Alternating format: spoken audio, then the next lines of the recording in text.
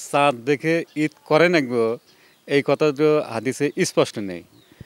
শোনা কথার উপরেও আল্লাহ রসুল সাল্লাল্লাহু আলাইহি সাল্লাম সিয়াম ভঙ্গ করছেন এবং ঈদ করছেন।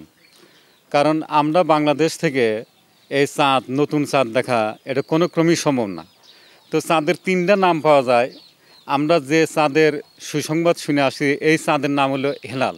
আমরা ছোট থেকে ঈদের সৌদির সাথে মিল রেখে আমরা ঈদ করছি এখানে।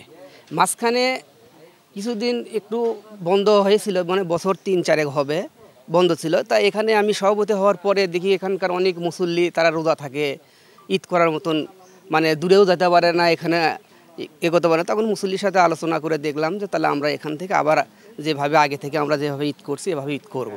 আমরা আন্তর্জাতিক ক্যালেন্ডার মেনে চলি, আন্তর্জাতিকভাবে টাইম দেওয়া আছে।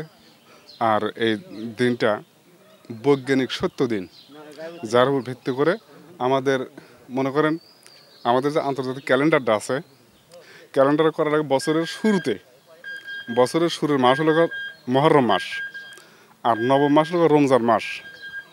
এরা চাঁদ দেখার একটা সূত্র আছে, এই সূত্র মোতাবেক হিসাবে মিলে গেছে। আর চাঁদ দেখার কথা বলা আছে হাদিসে, আর কোরআনে শুধু হিসাবের কথা বলা আছে।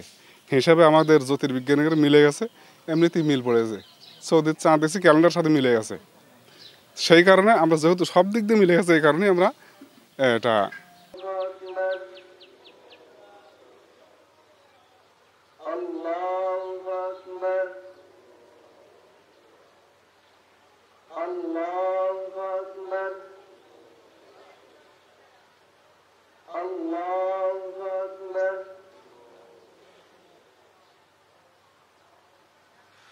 الحمد لله رب العالمين. الدنيا والآخرة خير علينا حسابهم.